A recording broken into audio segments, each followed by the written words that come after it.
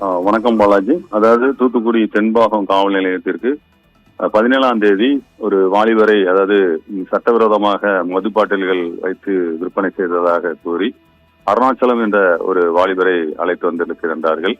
காலை ஒரு 7:30 8 மணி அளவில் அவனை அந்த இடத்திலிருந்து அந்த மது பாட்டில்களை கைப்பற்றி விசாரணை செய்து அங்கிருந்து காவல் நிலையத்திற்கு சுமார் 9 மணி அளவில் கொண்டு வந்துள்ளார்கள். அந்த வாலிபர் வரும்போது அவனை முழுமையாக செக் பண்ணி அவன்கிட்ட வேற எதுவும் பொருட்கள், கஞ்சா போன்ற பொருட்கள் இருக்கிறதா, வேற எதுவும் உடல் பாதிப்புகள் இருக்கிறதா என்பதை செக் பண்ணி தான் உள்ளே எடுத்ததாக கூறுகின்றார்கள்.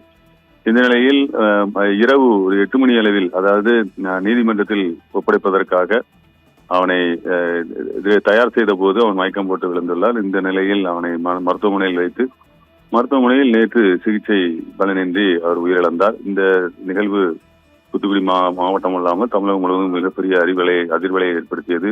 உடனடியாக அந்த உடலை வாங்க மறுத்து போராட்டம் நடத்தினார்கள் அவரது உறவினர்கள். நேற்று மாலை அந்த உடற்கூறு ஆய்வு செய்வதற்கு சம்மதித்தார்கள். என்றால் அந்த உடற்கூறு செய்தால்தான் இதில் என்ன நடந்தது என்பது தெரிய வரும், எனவே நீங்கள் அதற்கு சம்மதிக்க வேண்டும் என்பதாக உறவினர்களிடம் கேட்டுக்கொண்டதற்கிணங்க அவர்கள் சம்மதித்தார்கள்.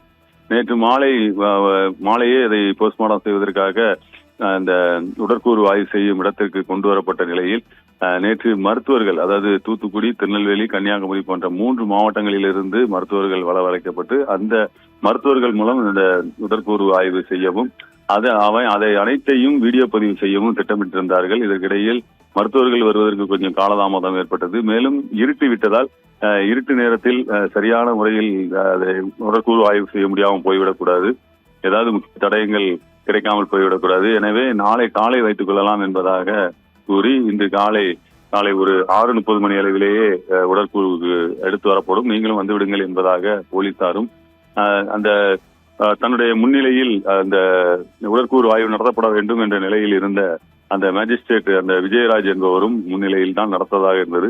விஜயராஜ் என்பவர் தான் நேற்று உறவினர்களிடம் கூறினார்.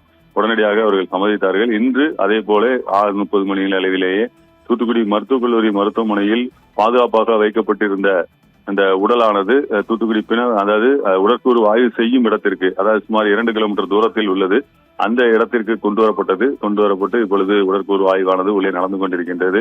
தூத்துக்குடி, திருநெல்வேலி, கன்னியாகுமரி மாவட்டங்களைச் சேர்ந்த 3 மருத்துவர்கள் முன்னிலையில் இந்த உடற்கூறு ஆய்வு நடைபெறுகிறது. இவை அனைத்தும் வீடியோ பதிவும் செய்யப்பட்டு வருகிறது. மேஜிஸ்ட்ரேட் விஜயராஜ் அவர்களுடைய முன்னிலையில் நடைபெற்றுக் கொண்டிருக்கின்றது. பாலாஜி.